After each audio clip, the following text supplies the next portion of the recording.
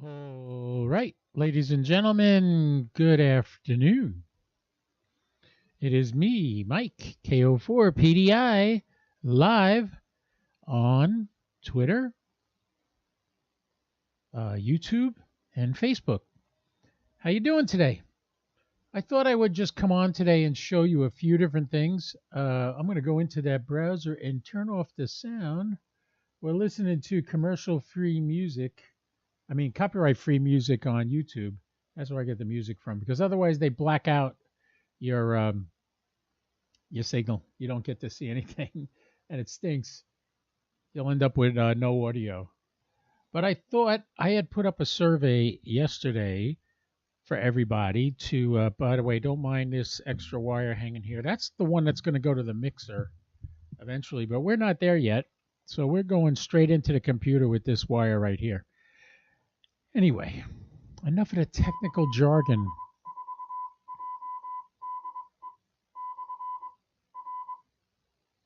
All you CW fans can tell that that's the local repeater giving me its identification. That's what you just heard. That's on my 9700 right now, hooked up to the 145.450 repeater, which, by the way, you can access with EchoLink KJ4. God, my mind just went blank. Just look at the freaking ticker under my. Oh, the ticker isn't on his screen. KB4JDE is the repeater that you can get to me on. If you get on that EchoLink repeater, KB4JDE, you could talk to me right now. I'll hear it on that radio right over there. Anyway, I hope you guys are doing good. I'm doing FT8 right now on 20 meters, and it's doing pretty good. I just got another contact. How do you know if your signal is getting out when you run FT8? How do you know that? I'm going to tell you how you know that. We're going to turn on another screen here. This one right here, I believe. Yeah. Okay, we're going to transition over to this. Now, on the left of this screen, you could see my WSJTX is running. And on the right of the screen, you're looking at PSK Reporter. PSK Reporter is a site that publishes spotting. Whenever somebody spots you on a network or in the cluster, it'll put a signal there, show you where you're getting to. Now, if you're looking at that screen right now, let me see if I can. Yes, there's my hand right there. Okay. What I do when I do FT8 is the first thing I look at is up here on top. I put in all bands, all signals sent and received by the call sign, and I put my call sign in there on all modes. This way, if I'm running Whisper or I'm running something else, FT4, it'll still show where I've been spotted. All these little bubbles you see in here, the yellow ones, the pink ones. The pink ones are... let's see, the pink ones, I'll tell you in a second what they are. The blue is 40 meters. The yellow or gold is 20 meters. The pink are 10 meters, which for some reason during the day, 10 meters works great in Europe. You can get a lot of people on 10 meters in Europe. You could see I reached all the way down to South America and South Africa on 10 meters. That's what those pink lines down here. Right here, this is South Africa. I'm getting there with the pink. Down here, this all the way down to southern South America. Right here, I reached on pink. And here, all the way up here into Iceland and Greenland and Europe. You can see that was all 10 meters. I was doing that. So what I do is on this page, which the website is pskreporter.info, I-N-F-O, pskreporter.info. You go to that page, and this will come up. And you fill out the top of it with your call sign that you want to check wherever you heard me on all bands, all signals, whether it was FT8, FT4, whatever you're doing. Did you see me? You put your call sign in right here. Right here's where you add your call sign. I'm sorry. That's not what I meant to do. I hit the wrong thing. Let's close that window. Opened up another window. Exit out of that. Exit out. Okay, now let's go back to PSK Reporter. Go. I hate when I do this. Oh, there's my SAT. No, that's EQSL. All right, you know what I'm going to do? I'm going to close this window and reopen it. So this way it will be right. Let's click close and go over here to Chrome and reopen Chrome. And it reappears on the screen. We got it. Now let's go to PSK Reporter, which will be this button right here with the little goldfish at the top. So my call sign is in here. I'm looking for any signal sent and received by KO4 PDI. And here's where I can see it once it loads it. It hasn't loaded it yet. I just clicked the enable transmit again on WSJTX because I just made a QSO. All right, so here's the map. And you could set this for whatever you want as far as how much zoom you want. You could zoom out. You could zoom in. You can see the whole planet. Here's where the Bering Strait is. I like to move that to the left. Let's see. Move it to the left. Move it to the left. Use the other mouse. Use this mouse. Wow, nothing's loading. Everything's loading still on top. Let's give it a second. I got so many tabs I open when I open my browser. It's crazy. All right, let's move these over. Let's get the entire planet in the picture.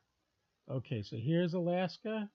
And here's Alaska. So from here to here is the entire Earth. And you can see that the entire Earth, Alaska to Alaska, is there. And you can see where I've reached. Now on the top here, it tells you, based on how many people are spotting on that band, who has the most business right now. So right now, the most people, 1,214 people, are on 40 meters. That means if you get on 40 meters, good chance somebody's going to hear you and going to spot you. The next band right now after that is 20 meters, which is at 1,021 spotters on that. 10 meters comes next at 921 spotters. After that comes 80 meters with only 500 spotters. 15 meters with 409 spotters. 30 meters with 407, 12 meters with 361, and this is hard to read because the color. Oh, that's 160 meters. And there's only like 250 people there because 160 works good at night, not during the day. So we are in the daytime right now. Anyway, we're like right around here. I could zoom way in on myself, but you could see my signal is getting all the way out to Hawaii. It's getting down to South America. It's getting to South Africa. It's going in a lot of places. So you could see a lot. So basically, when you run FT8, you're trying to get your signal out. You don't necessarily have to use 100 watts, although I am using 100 watts right now. I'm using a 160 meter end-fed antenna. That's good from 160 meters all the way down to 6 meters. It's an extremely versatile antenna. The only downside is there's a lot of noise, but your signals come in so much stronger, the noise isn't that important. You could turn down your RF gain. HF radio seems to be the popular choice on the website for people that wanted me to do a video on something. I had all kinds of topics there, D-Star. I won't talk about DMR because I think it sucks. It's a crappy way to communicate. What makes it so popular is the radios are so cheap. Cheap little Chinese radios. So people get on, oh, I got a radio for $29.95. Yeah, and you're going to talk to your neighbor 2 blocks away with that. You're not going to really have a good time with that. Reaching repeaters with the standard antenna is next to impossible. So, yes, dual band radios, DMR, it's good if you're just starting out. But I will tell you, I had nothing but headaches with DMR radios. The most complicated, convoluted BS you ever want to see on a DMR radio. So I stay away from DMR at all costs. I don't like them. My first radio was a DMR radio, and that's where I learned my lesson. It was an Alloinch HD1, which was a dual band radio. I was able to program to do satellites. The first satellite I contacted was AO91. And I was able to do that very well, but it took me hours to program it, to get it all the steps of the frequencies in there. Every satellite, you have to put in frequency steps to adjust for Doppler effect. It's a pain in the butt. Plus, you can't really do much more with it other than hook up a Pi Star and talk on DMR rooms, which are, oh, I got this radio and I'm doing this, and I got this radio. Would you sign my web thing on my QRZ page? Oh man, it's not for me. DMR is not for me. I won't even get into the RFinder B1, which is a great door chock, great wheel chock. It is a useless radio. Don't waste your money on an RFinder. Actually, don't waste your money on anything RFinder sells. They're all crap. And sue me if you want. I lost money on that deal. So did my friend. He's got a $900 credit at Gigaparts, and he can't even find anything he wants to buy for that. Maybe I'll get him into satellites. He can do what I did. I traded mine in. I took a 10% hit on restocking fee, and I ended up buying a Yaesu rotor, and I haven't bought another thing from Gigaparts since because they charged me that restocking fee. I'm like, well, you guys want that fee? Good, you got it. Now you don't have any more business from me. I'm done with Gigaparts. I go everything through HRO, DX Engineering, R&L Electronics. That's who I deal with. So anyhow, forget DMR. HF was the big topic in the group on the survey that I did. So, all right, so you want to do HF. Well, first of all, you got to get a general license. And after you get your general license, now that opens up how many bands you can talk to. Hi over there. Got two cameras. I love two cameras. I hope you enjoyed that little switch between that camera and that camera. But anyway, I can actually put more than one on the screen at the same time.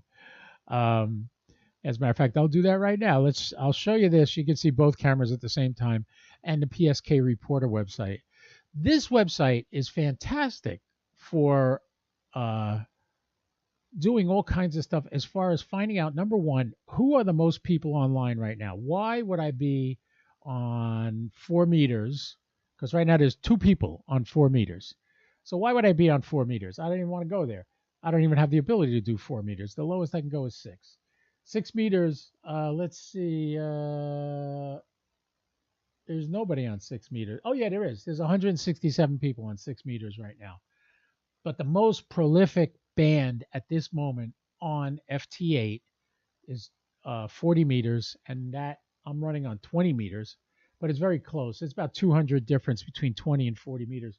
I'm getting a lot of responses on 20 meters here, so I'm going to keep it on 20 meters for now. I just started up my transmission again. So in this window, you can see, you can't see it. Can you see this? Can you see? Yeah, there you are. There's my hand. Okay, so here's all of China. Notice there's nobody in China on the radio. It's amazing to me. There's only 2 things up in Alaska, but it's just morning in Alaska. The sun's just coming up in parts of Alaska. In parts of Alaska, there is no sun right now because of the way the sunlight is shining on the Earth and the tilt of the axis of the Earth. Right now, the lower hemisphere, the southern hemisphere, is closer to the sun than the northern hemisphere. So you're on an angle like this. The north is up here, the southern hemisphere is here, and the sun's over here shining over. So you see more direct sunlight on the southern hemisphere. And the northern hemisphere has no daytime. They have maybe an hour of daytime in Alaska. It's something right now. It's amazing how all this works, and it helps in propagation too. You don't understand, if you don't understand HF, when you have the gray line, which is this line right along where the edge of the sun hits us, all right? This line right here is the gray line. Right now, you have Australia is just waking up. It's just morning in Australia. It's summer down there. So it's summer in Australia, and they are, I just realized I'm looking at 2 different windows here. I should look at this window. Here's Australia down here in New Zealand, over there. It's just morning over there, and we only got a few more hours of daylight. It's already 2 o'clock. It'll be dark in about 3 hours. So this gray line will be over us, which are in Central Florida. So when the gray line goes by, it's odd, but this map is the Earth flattened out. If you had this as a globe, you would see a circle where the sun is hitting. Just made another QSO on FT8. So this would be a circle where the sun hits, because if you picture a ball and the sunlight hitting it on one side, this side's going to be dark and this side's going to be light. And based on the tilt of the Earth, the north will be dark longer than the south, because south is closer to the sun. All right. So picture a ball surrounded by light. Along the edge of the light, between where the darkness is and the light is, the propagation layers of the atmosphere merge at night, where they separate during the day. Well, along that gray line, they're not fully merged and they're not fully separated. They're in between, which acts as a tunnel to send your radio wave through. So that's why the gray line is so important. Like right now, it's just morning in New Zealand and in Australia. And I'm going to see if I can get some of those people down there. I got to see what bands are most right now. Right now, 40 meters is still the most, 1,199. And 20 meters is 1,011. So let's switch to 40 meters on my WSJTX.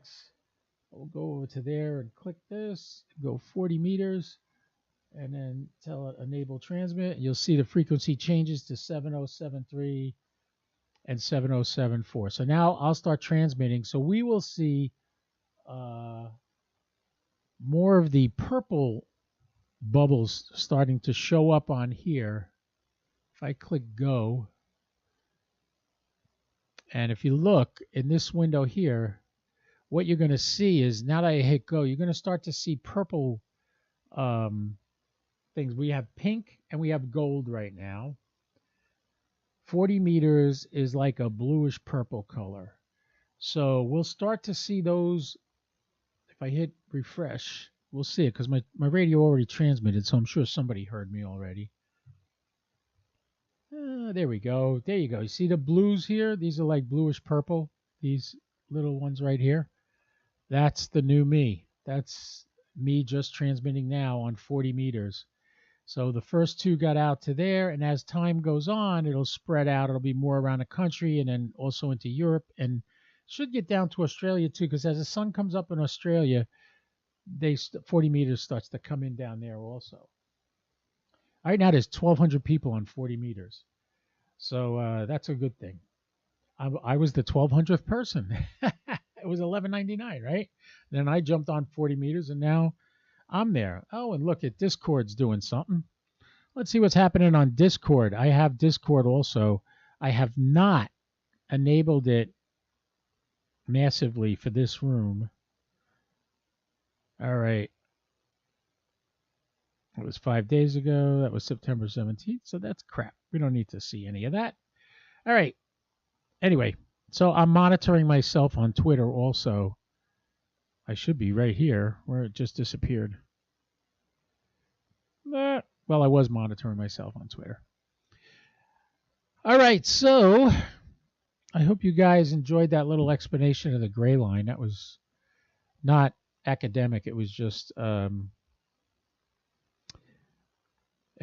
guess. No, it wasn't. I know it. I'm studying for my extra.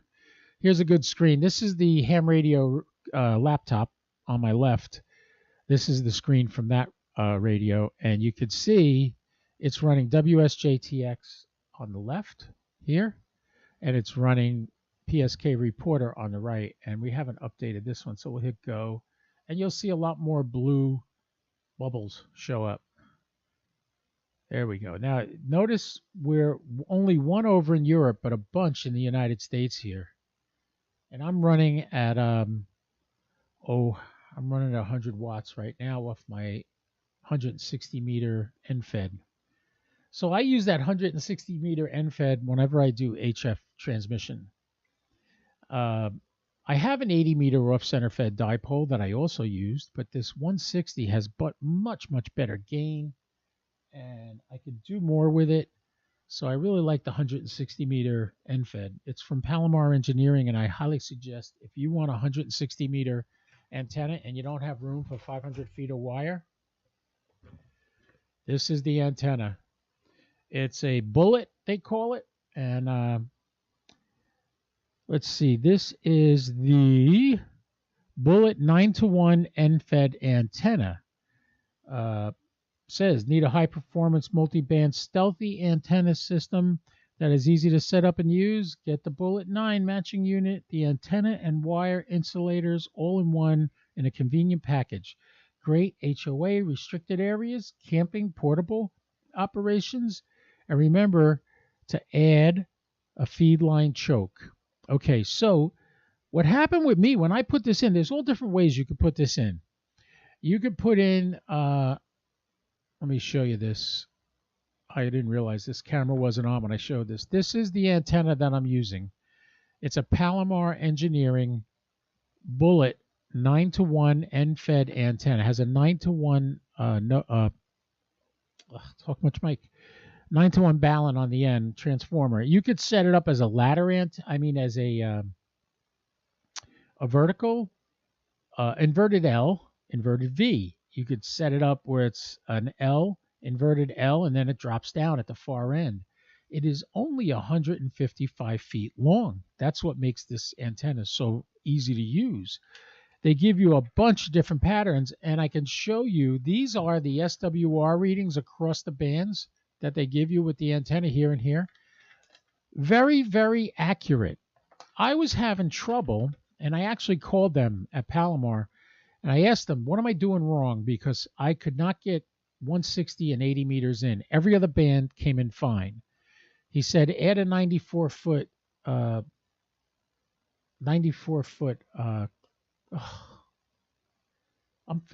mind is mush because I've been studying for the extra.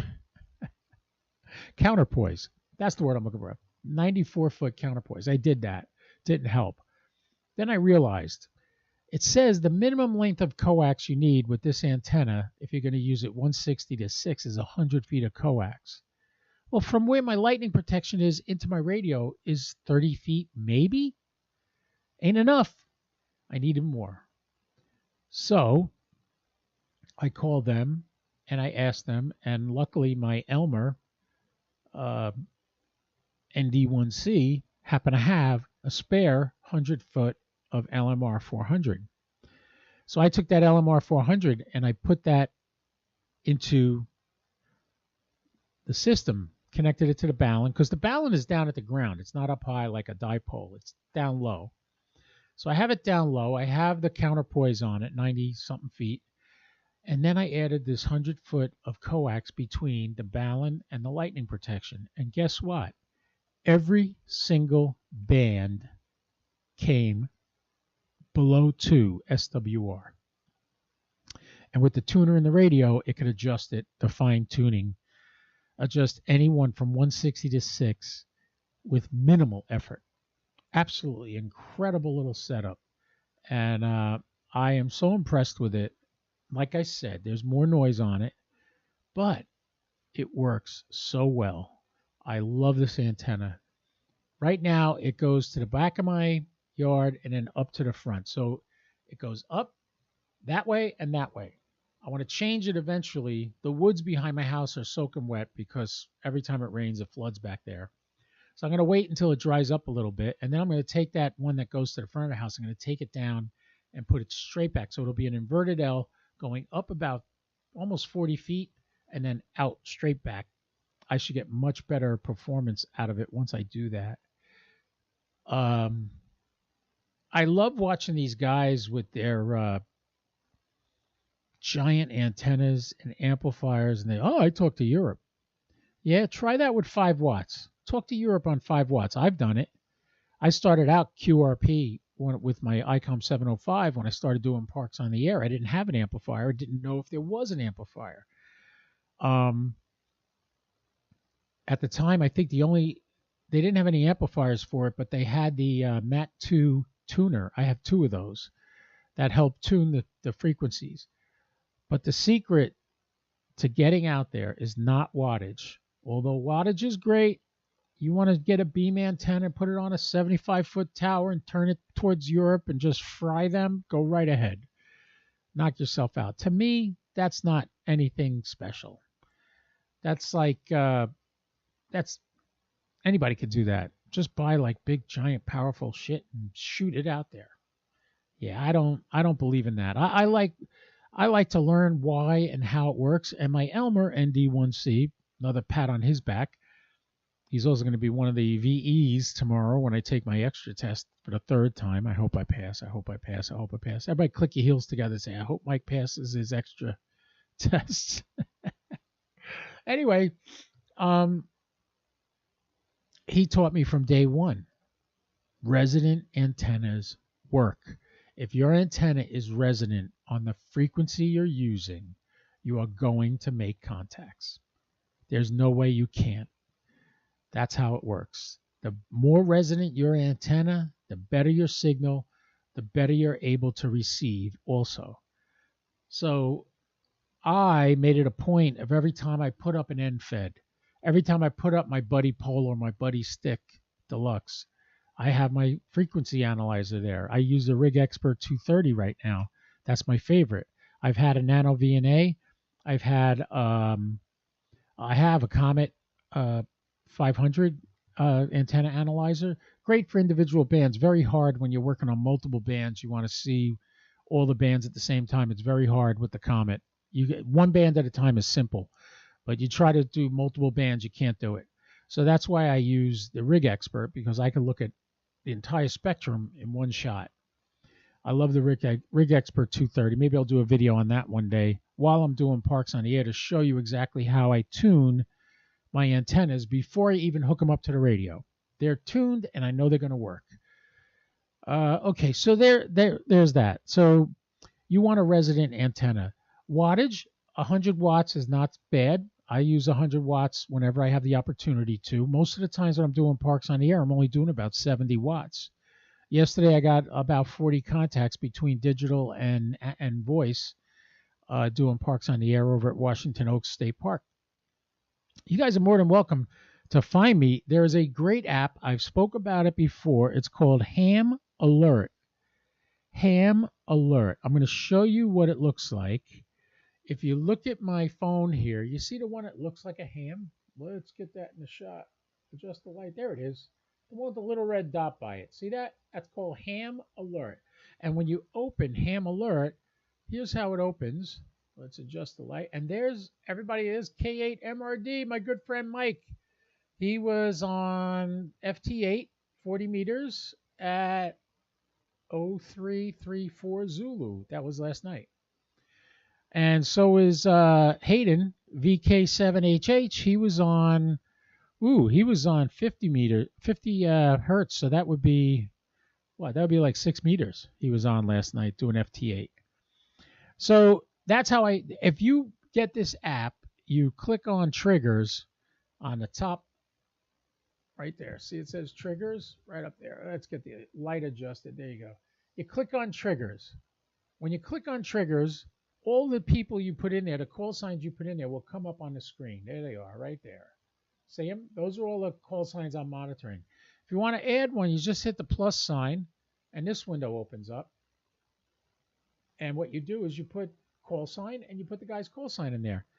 And then anytime that guy is spotted on PSK Reporter or another spotting network, Pota, Parks on the Air, it will come up. It will send you an alert. Your little phone will buzz, and you look, oh, look, Mike's on this frequency right now. I can get him on FT8. So, yeah, think about that. That's something you can think about. Right now, look at this. This is what's really cool. I am controlling my other computer from my main computer here. This is actually controlling my laptop. This window is what's on my laptop right now. And we'll just take that, turn that one off. Which one is it? Is it this one? Nope. It must be this one. Nope. Not that one. Oh, that one? No. I'll get it. I'll get it. There we go. Okay, so now you can see me again. There you go. Transition. There, we made that a little small on the bottom left there. It's my two cameras and the little window here. So anyway, notice my 40 meters. I just checked it again. I'm updating this screen again, and 40 meters is not going anywhere. I'm just stuck in the local area right here. You see this? Just in the United States. So I'm going to switch off of 40 meters right now before I start transmitting again. Let's see. The next most popular one after 40 is 20 and then 10. Let's try 10 meters. And but click the wrong thing. 10 meters. Come back. 10. It's tough. I'm looking at it on this tiny little screen. It helps when I look over at the other computer screen. Okay, now we're going to hit enable transmit. So now what color is 10 meters? 10 meters is, looks like pink. And lo and behold, there's some pink bubbles already opening up from before. And just transmitting now on 10 meters. Now, if you had that Ham Alert app and you put my call sign in as a trigger, you would see a notice right now, me changing from 40 to 10 meters. And know that I'm running FT8 on 10 meters, and you could immediately jump on 10 meters and try to make a QSO with me. And there goes the repeater again, identifying itself. Time for a sip. Iced tea, that's all I drink. I don't drink. I drink iced tea. I'll have a champagne at New Year's, but that's about it. All right, so there's a little bit of my FT8 setup. You see PSK Reporter, how you can check if your signal's getting out. Now, let's say I have my audio codec wrong in my WSJTX, or something's wrong with my transmitter, that it's not exactly transmitting. I could go to the screen, and if I don't see any bubbles opening up, I know I'm not being heard. I'm going to refresh this right now. I hit go again, and let's see if more of these pink bubbles show up all over the screen. Yes, there they go. 0 minutes ago. This one right here in the center of the United States. And that's how I do FT8. There are, no matter what radio you have, there's a way to do FT8. Whether you have a Yaesu 991A, Yaesu FTDX10, FTDX101. There's videos online. I have ICOMs. I've gotten away from Yaesu for the most part. I like the ICOM layout better. I never needed to look at a manual to know how to use my radio with ICOM. With Yaesu, yeah, you have no idea what's not working and why, and you have to go through a 153 list menu to find something, and it's not even separated by groups of what it is. It's a pain. Anyway, someday I'll put my ICOM screen on the air, and I'll show you how simple it is to change things in an ICOM radio. But most ICOMs, 9700, 7300. I believe the ID52 can do it. I think it has cat control in it. Not sure. The 705 definitely does. The 705, what's cool about that is when I do FT8, when I'm doing Parks on the Air, I have this program called SDR Control. SDR Control works on an iPad and ties in with your ICOM 705. And what'll happen is it ties in with the 705 and controls the 705 wirelessly, which is fantastic. So, but you don't run WSJTX, you run SDR Control. It has a built-in FT8 program. The only thing I don't like about it is I can't put in CQ Pota on the SDR Control, which you can do on WSJTX. So if you're at a park running WSJTX, people know immediately you're doing Parks on the Air. But what I do with the SDR Control is I go on the Parks on the Air website and I spot myself. So even though when they see me calling CQ, they don't see Pota, they know if they're hunting me on the website. Actually I could show you that right now. If we go to Parks on the Air, let's turn this screen back on. Oh, that's not the screen I want. That's not the screen I want. Let's add another window. Capture to this. We'll call it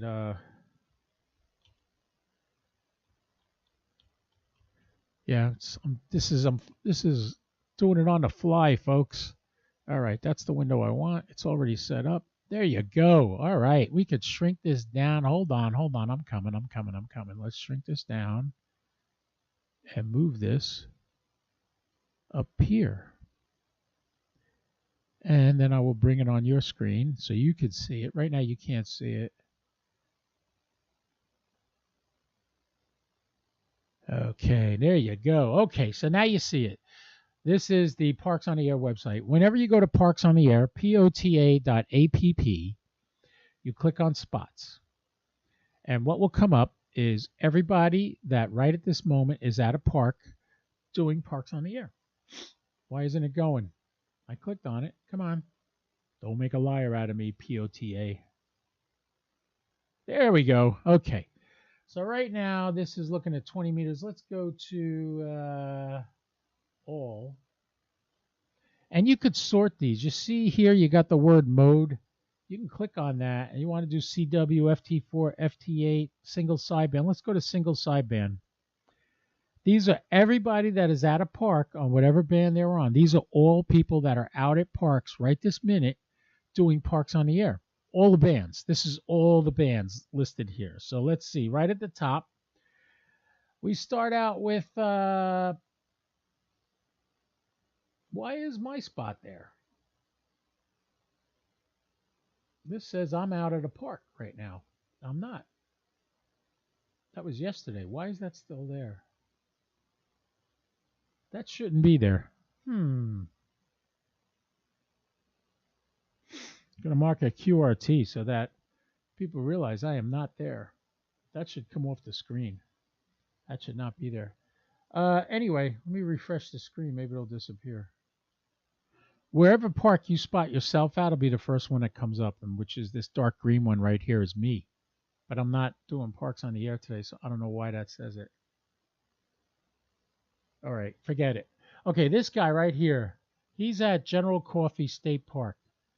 Kilo 2178 in Georgia. He's on 7.210. So if we tune to 7.210, we should be able to hear him. If we hear him, we call out.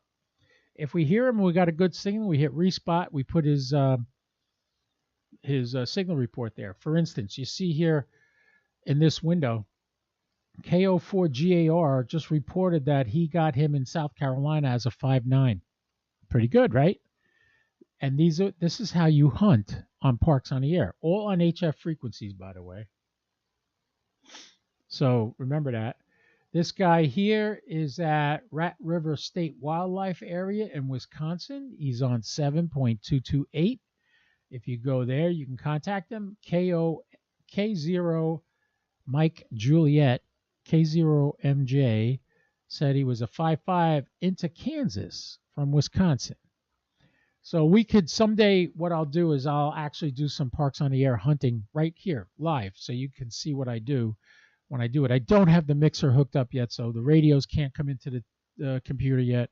We'll get to that point little by little. I'm taking little bites, and I haven't been able to work on it much because I've been really, really busy trying to learn the data I need to learn to pass my extra exam, which is no walk in the park. It is hard. A technician test was like your high school, and not even. It was like your final exam in high school. Your general test was like an entrance exam to a high school.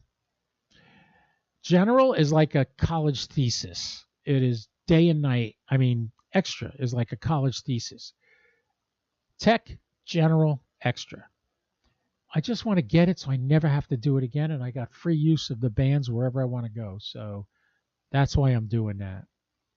I hope you guys enjoyed this. If you have any questions, or if you want to get in touch with me, KO4PDI at 1791.com. That's my email address. or you can contact me on Twitter, YouTube, or Facebook. And the Facebook group is Ham Fun with KO4PDI. We're moving right along. We got over 100 members now, 120 something. And when we hit 200, I'm giving away an HT. You want that. Trust me. A free HT? Come on. You want a free HT. I know you do. Also, remember, you can hear us on our weekly net every Thursday night at 8 p.m. on room 80751. If you read the ticker at the bottom of the screen, it gives you all that information. And, yeah. So remember, get in touch. Keep using your radios. Get out there and do something with them. Without using your radios, you're never going to know how to use them. You don't want to wait till the day it is an emergency and you have to use it and you got to read the manual. So get in touch. Thank you very much for watching, and I hope to see you again soon. You guys all take care. Have a great day.